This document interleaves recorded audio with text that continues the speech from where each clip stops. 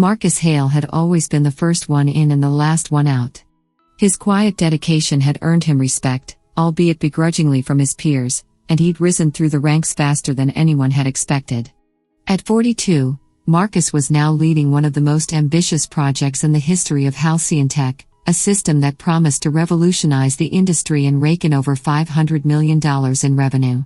It was his ticket to the top, the final step before becoming one of the senior leaders. In the weeks leading up to the project's unveiling, Marcus had poured everything into it, pushing his team hard and himself even harder. His boss, Richard Banner, the company's calculating CEO, had been unusually hands-on, making it clear just how high the stakes were. "You know what this means, right?" Richard had said, leaning in during one of their strategy meetings. His voice was cool, but his eyes had a fire Marcus rarely saw. "Failure is not an option. This system could make or break Halcyon, and you're leading it." Marcus had nodded solemnly. He knew what was at stake, not just for the company, but for him personally. His career was poised on the brink of a new chapter, and this project was the key. But what Richard didn't know was how personal the stakes really were. Marcus had spent the last decade sacrificing everything, his personal life, relationships, even his health, on the altar of success.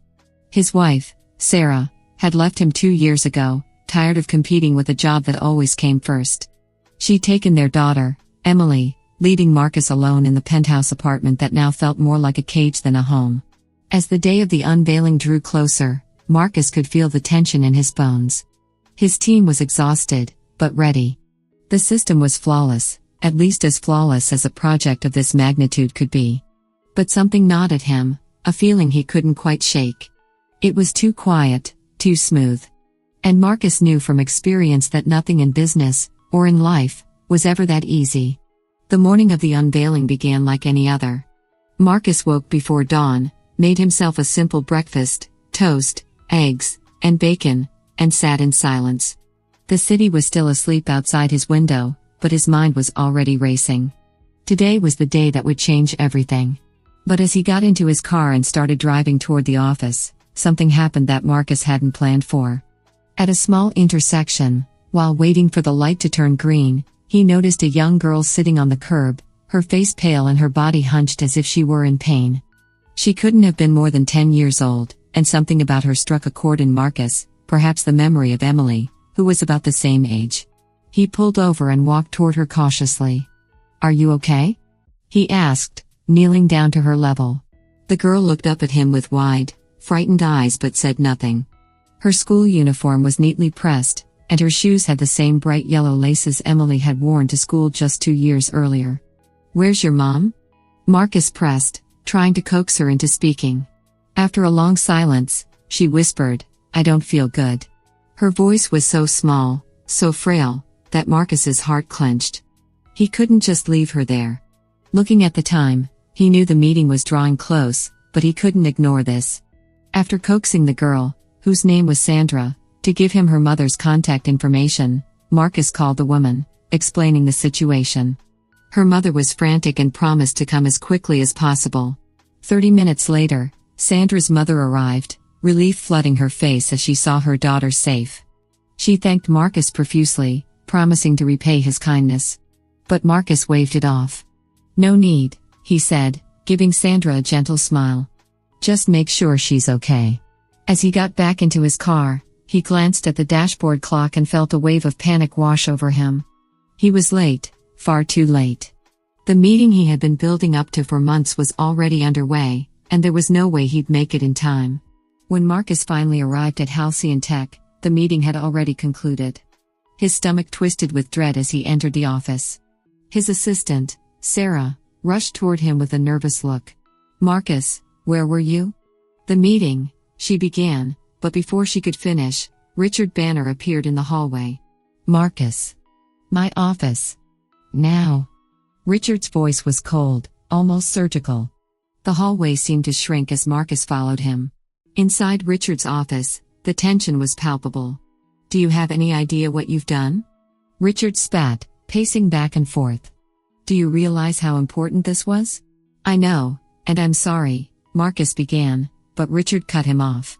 "Sorry isn't enough. This was a $500 million deal, and you weren't here. Your absence jeopardized everything we've worked for. Marcus took a breath, trying to stay calm.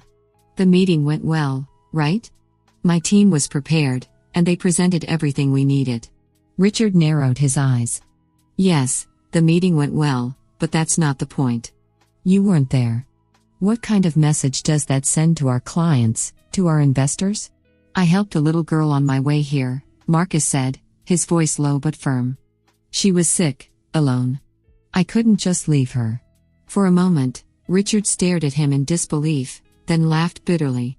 So, you missed the most important meeting of your career to play hero? What did that get you? Did you get paid for your good deed? No, Marcus replied evenly. But I don't regret it. Richard's face darkened. This company can't afford people who don't understand profit and loss. You're fired. The words hit Marcus like a punch to the gut. Fired? After everything he had done for Halcyon, all the late nights, the weekends sacrificed?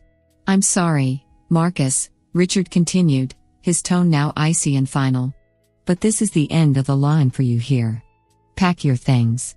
In a daze, Marcus left the office and headed home. The reality of his situation slowly sank in as he drove through the city. Fired.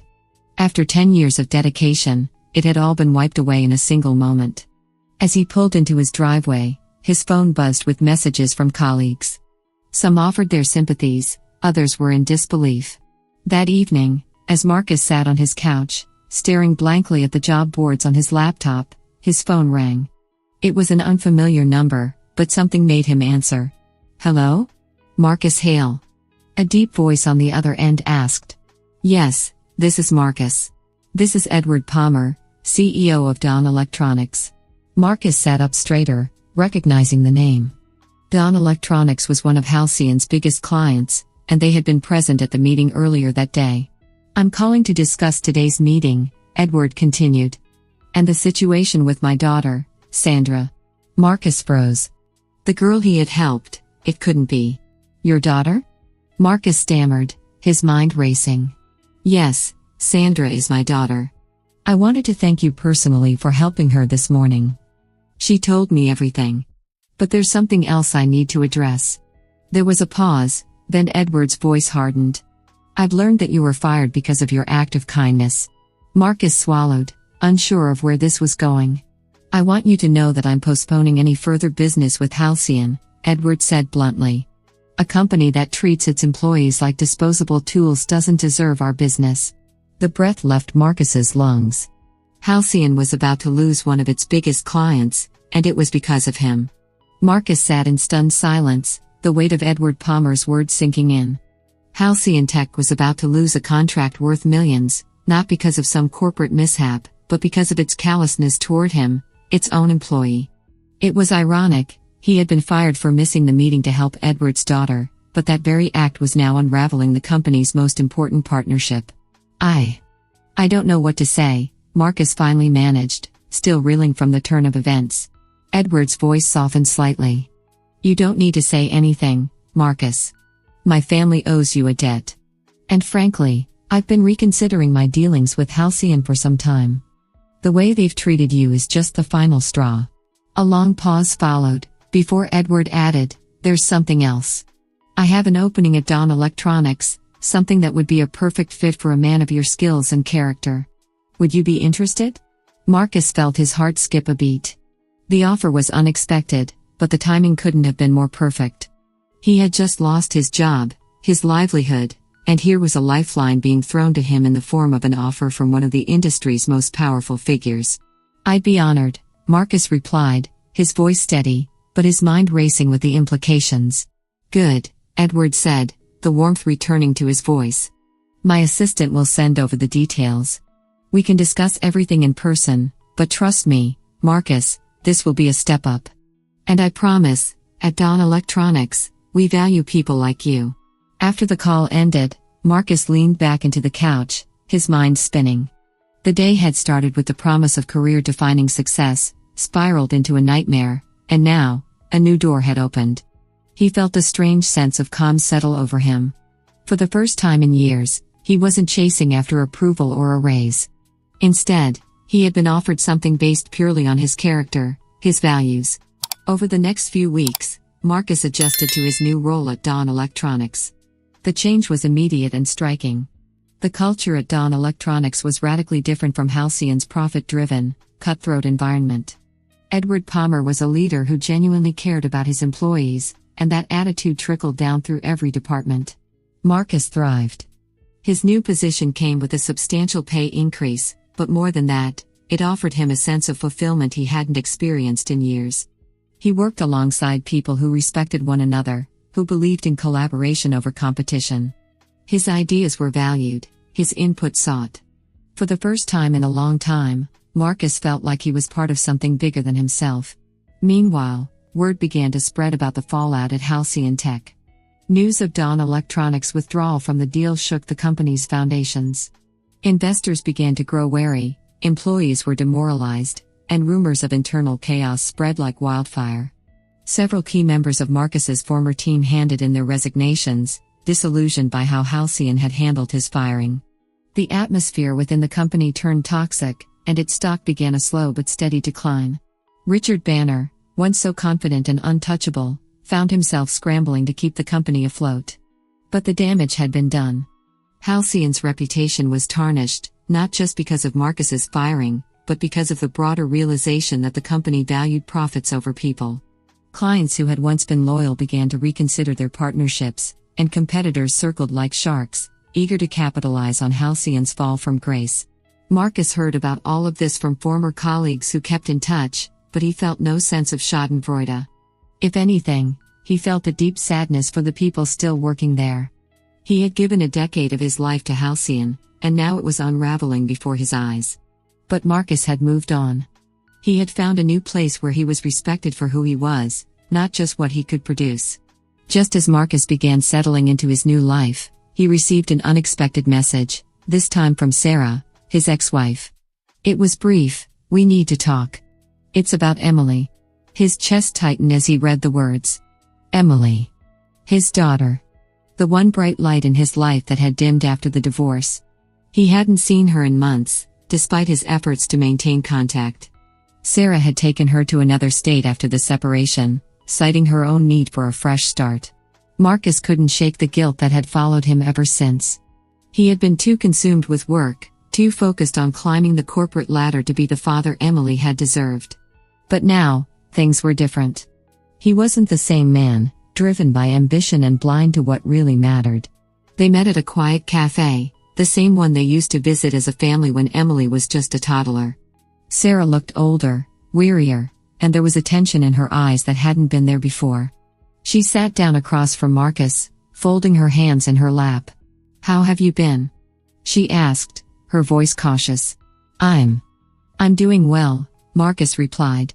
"I've got a new job. Things are different now." She nodded, but didn't press for details. Instead, she reached into her bag and pulled out a photograph of Emily. Marcus's heart clenched as he saw how much his daughter had grown. Her smile was the same, but she looked taller, more mature. He realized just how much he had missed. "She misses you," Sarah said softly. "She talks about you all the time. But I didn't know how to bring you back into her life after everything." Marcus swallowed hard. "I want to be part of her life, Sarah. I've always wanted that." "I know," Sarah said, her voice heavy with regret. "And I should have let you, but I was angry. You put your job first, and I was tired of coming second. But Emily, she needs her dad." A silence fell between them, thick with the weight of unspoken words. Marcus had no defense, no excuses. He had failed them both, and now, the chance to make things right was in front of him. "I want to see her," Marcus said finally. "I want to make up for the time I've lost." Sarah looked at him for a long moment, her eyes searching his face for the truth. Then, slowly, she nodded. "Okay. I think it's time." The first time Marcus saw Emily again, it was as if no time had passed. She ran toward him, her face lighting up with a smile that melted every ounce of tension he had been holding onto. He scooped her up into his arms, holding her close as tears welled in his eyes. For the first time in years, Marcus felt a sense of peace, a realization that the choices he had made, the sacrifices he had endured, had led him back to what truly mattered.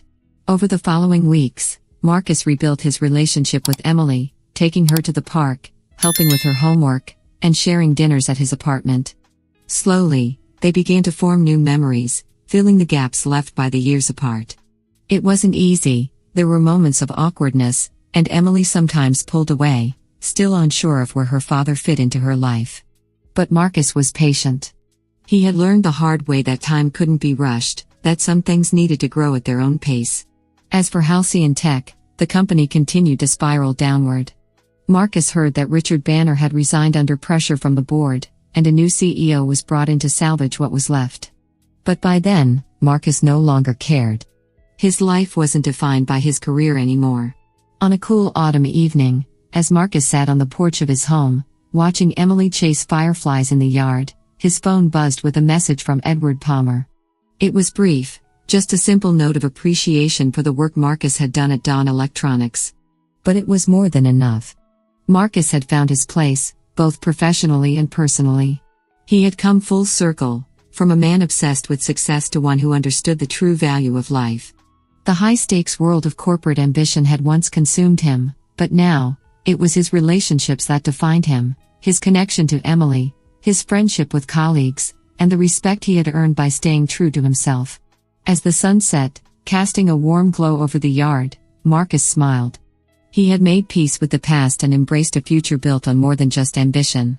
His life, once filled with betrayal, loss, and struggle, had finally found its balance. And for the first time in years, Marcus was truly happy. If you liked this story, please subscribe, like, click the bell, and leave a comment. Thank you in advance.